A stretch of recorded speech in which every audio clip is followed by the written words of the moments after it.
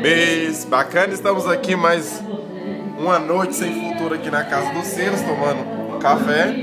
Café não, é vinho. O quê? É vinho. Tomando um vinho aqui. Ele fala que é vinho, mas é um cafezinho. Então, Silas, quais são as projeções para o seu futuro? Meu futuro é bem brilhante. Não, brilhante não é. Não, brilhante não é, né, Silas? Brilhante é Pra aquele sabão. pôr ele tacar em mim mesmo. Deixa de ser besta. Ser besta.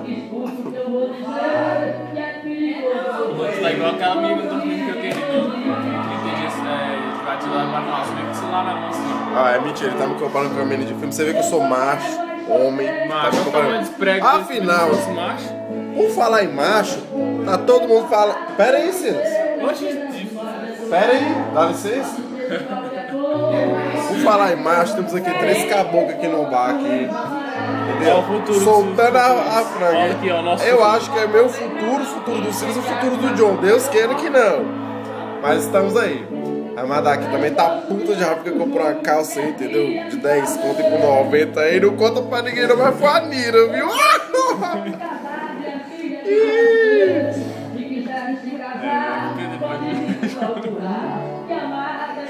Olha lá, o senhor, mostra lá. Temos uma confissão aqui, ó. Olha só que legal. O Silas, esse rapaz aí, ele falou que dava até os 18 anos, é verdade, Silas? Eu dava até os 18 anos. Já fui viado. E hoje em Já dia? fui transformista. Hoje em dia? Hoje eu tô indeciso. Tá indeciso ainda? E ele é casado, hein? Ele tá em cima do muro? É, não, cara, o motivo de estar casado é o pessoal não ficar me criticando e nem querendo me bater no meio da rua. Vai que eu sofro assédio, por exemplo. Eu sou um cara muito reconhecido na sociedade, todo mundo procura, quer saber como é que é. Reconhecido por roubo. Você vai na delegacia, a ficha dele tá enorme, assim, ó.